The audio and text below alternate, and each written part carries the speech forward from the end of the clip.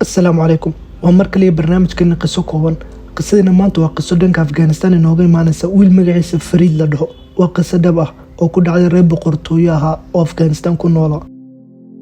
laakiin soo gelitaankii Suufiyeedka Afghanistan qarnigan soo dhaafin dhamaadkiisa iyo dagaaladii dhacay ayaa faamilkii boqortooyada ahaa kuwa in hantidoodii oo dhan iyo guryahoodii dhammaan waxay haysteen oo dhanba Afghanistan waxay ka baxeen iyagoo waxba haysanin hanti wala guri toona waxaana u qaxeen dhankaasi Pakistan wiilka Fariid la dhaho qisadina kaga sheekana maanta wuxuu leeyahay nolosha Afghanistan ku haystay nolol aad u wacan oo boqortooyo ah ay ahayd xataa koobiyadan u baahdo shaqaale ayay keeni jiray laakiin noloshii hal mar ayuu isbedeshay oo waxaan noqonay dadaan waxba haysaninba Fariid markaa wuxuu bilaabay inuu abiy ka codsado inuu garab ku siiyo sidoo ku tagi lahaa Ingiriiska qaabkii doonto ha ahaatee ugu dambeyntii Ilaahay ku guuleeyay Fariid waxaanu gaaray xaggaas Ingiriiska reerkoodina Pakistan ayuu kaga yimid Ingiriiska markuu yimid wuxuu bilaabay 3 hotel oo ka shaqeeyo kala duwan oo dhulka masaxo weelka dhaqo lacagtii yareed ee uu shaqeeyay wuxuu bilaabay inuu haddana walaalkii uu diro soo walaalkii haddana u imaado Ingiriiska ay laba ku noqdaan meesha walaalkiisi kale markuu Pakistan ka yimid oo Ingiriiska yimid isla tabtii oo kale buu shaqeeyay 3 hotel ka shaqeeyay weelka dhaqan dhulka masaxan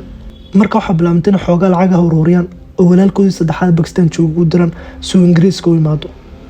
markuu walaalkoodii saddexaad Ingiriiska soo gaaray isla sidii labadiisi walaalada hore ay shaqo bilaabeen weelka dhaqan dhulka masaxan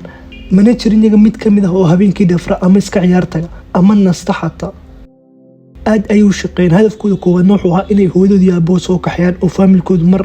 labaad Ingiriiska ku midoobaan waxay shaqeeyaan waxa ku guuleysan haddana aabboodii hooyadood ka keenan Pakistan oo Ingiriiska keenan taasna waxay hadafkooda koowaad wayna ku guuleysan in faamilkoodu mideeyaan mar kale laakiin waalidkood markay maadeen shaqo way u diideen saddexdeeda ayaa shaqeynay ku dhaadeen idinkuna iska nasta saddexdoodii walaalo waxay bilaabeen markaa inay shaqeeyaan subaxdii laga soo bilaabo ilaa habeenkii bilaa nasasho ilaa ay ka iibsadeen meel yar oo 30 mitir ah waxay 7 sano shaqeeyaanba meeshaas yar ee 30 mitir ka iibsadeen meelaha ka soo shaqeeyeen ay ka soo faa'iideen khibrad yar oo cunto karin ah cuntada waliba dalka Afghanistan lagu cuno kadib ay furtaan meesha yareed hotel Afghania oo cuntooyinka Afghanistan lagu sameeyo hotelkoodii yara uu barakoobay waxaana furan hotel kale laakiin markan ka duwankii hore waxayna ka furan wadada lagu magacaabo Oxford Street ee caanka London ku taalo haddana hotel saddexaad ay furan dakhligoodii inuu soo wacnaaday gurigii kirada ay ku jireen oo ka guureen oo guri ay ayagu leeyihiin ay degan Fariid markuu ka sheekeynay qisadiisan wuxuu dhahay ma ogeyn inaan waxaan oo aan sameeyay maanta kale aan sameyn doono oo saano kale macnaa guuleysan doono laakiin mid baan ogaa haddii aan dadaalo inaan guuleysan doono xagan ayaana ku arki karnaa ayada macnaheedu tahay in Allah la yudiicu ajra man ahsana amala Fariid wuxuu dhahay waxaad aragteen anoo guuleystay laakiin meedaan arag sida uu noolaa markan Afghanistan joogay waxaan u baahdo shaqaalo ayaa ila soo carari jiray laakiin hal mar ay noloshiis bedeshay oo aan isku bedelay shaqaale oo dhulka seexda jikooyinka masaxa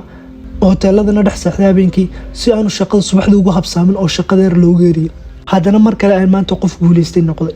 oo dhowr hotel aan London ku leeyahay shaqaalana aniga ay shaqeeyaan marka waxaan filayaa inaan aragnay macnaha aayadan in Allah la yudiicu ajra man ahsana amala muuqaalkana maanta intaas ku eegyahay waxaan rajaynayaa inaad ka faa'iiday fadlan share doo asxaabta la wadaaga dad ka heshay subscribe na saarsan noola socoto muuqaalada dambe wassalaamu calaykum